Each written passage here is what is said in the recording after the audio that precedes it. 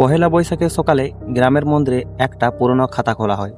সেখানে সবাই নিজের নাম লিখে আশীর্বাদ নেয়।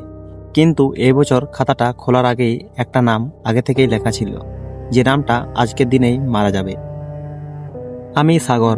প্রতি বছর পহেলা বৈশাখে আমাদের গ্রামে একটা নিয়ম আছে, সবাই নতুন কাপড় পরে মন্দিরে যায় আর একটা পুরনো খাতায় নিজের নাম লেখে। লোকেরা বলে এতে নাকি সারা বছর ভালো কাটে। এই খাতাটা খুব পুরনো, কেউ জানে না এটা কোথা থেকে এসেছে।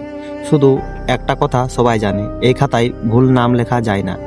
এই বছর আমি আর আমার বন্ধু রবি একসাথে মন্দিরে গেলাম। ঢাক বাজছে, চারিদিকে উৎসব, কিন্তু মন্দিরের ভেতরটা অদ্ভুত শান্ত।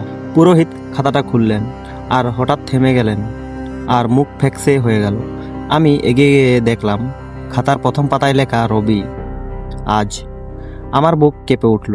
রবি হেসে বলল, এইসব বাজে কথা আমি বিশ্বাস করি না। কিন্তু পুরোহিত খুব সিরিয়াস হয়ে বললেন, আজ ওকে সাবধানে রাখ। আমি পুরো দিন রবিকে ছেড়ে এক পা সরিনি, ও যেন কোথাও না যায়, কিছু না হয়। আমি সব কিছু খেয়াল করছিলাম, দুপুর বিকেল সব ঠিকঠাক। রবি হাসছে, ঘুরছে, কিছু হয়নি। আমি ভাবলাম সব ভয়েই ভুল। কিন্তু সন্ধ্যায় হঠাৎ রবি বলল, আমি একটু বাড়ি যাচ্ছি। আমি বললাম, না, আমি সাথে যাব।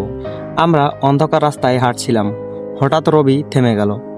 সে সামনে তাকিয়ে বলল, তুই দেখছিস? আমি সামনে তাকালাম, কেউ নেই।